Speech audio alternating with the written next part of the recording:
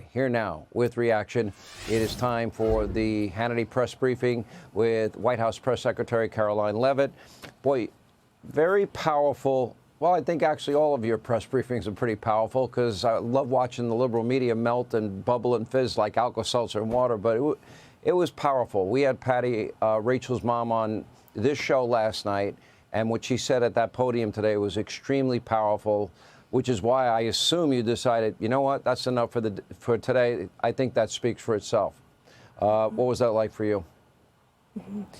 It was incredibly difficult, Sean, to stand beside Patty Morin, a mother who has experienced every mother's worst nightmare.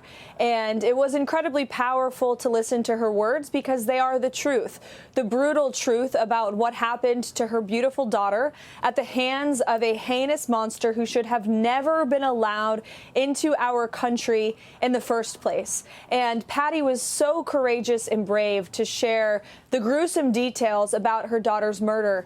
And thank goodness our justice system convicted this illegal alien criminal murderer of the heinous killing of Patty's daughter. And I was so honored to stand beside her today. And it speaks to just she also spoke to just the lack of common sense by today's modern day Democrat Party, because you have a senator in Maryland who is supposed to serve his constituents, including Patty Morin and Rachel Morin and their family. And instead, he is spending more time wasting taxpayer dollars flying to a foreign country in an attempt to bring back an illegal criminal alien foreign terrorist gang member than he ever gave the time to Patty Morin and her mourning family over the loss of his constituent. This shows you how deranged the modern-day Democrat Party has truly become. And we are incredibly grateful for Patty for her willingness and her request to share her story at the White House briefing room today.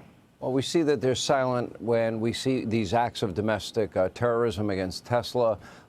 We see that the Democratic Party is now the party of championing the right of men to play women's sports, putting the rights of illegals over the safety of Americans, screaming bloody murder, and that we're experiencing a constitutional crisis if we cut out waste, fraud, and abuse and corruption. That is the party that they now represent. That's fine if that's where they want to be.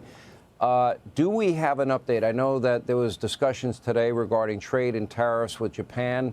I expect that probably a lot of countries are going to be signing deals in the days and weeks ahead. Can you update us?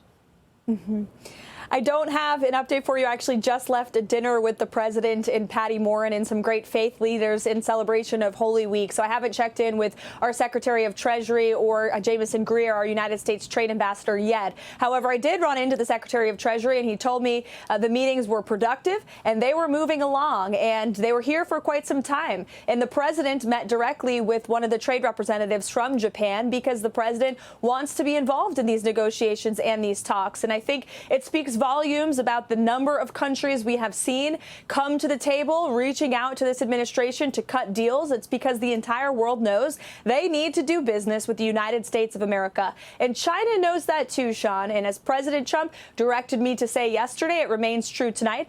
The ball is in China's court. They need to do business with the United States. They need the best thing on the face of the planet, and that is the American consumer. And we are the best place in the world to do business. And the rest of the world knows that, and that's why Japan was here today to negotiate a trade deal. It's kind of a simple concept. If a country wants free and fair trade, or if they want to put tariffs on us, they'll have reciprocal tariffs. It doesn't seem that complicated. And if they're going to put barriers up to products being sold in their country, we'll do the same back to them. If they don't want to do it, then it'll be really free and fair trade. And that would be something that has not happened in our country in, what, 50 years, 60 years?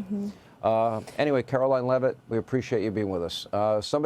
We say on radio, smack down with a smile. We appreciate you being here. Hey, Sean Hannity here. Hey, click here to subscribe to Fox News YouTube page and catch our hottest interviews and most compelling analysis. You will not get it anywhere else.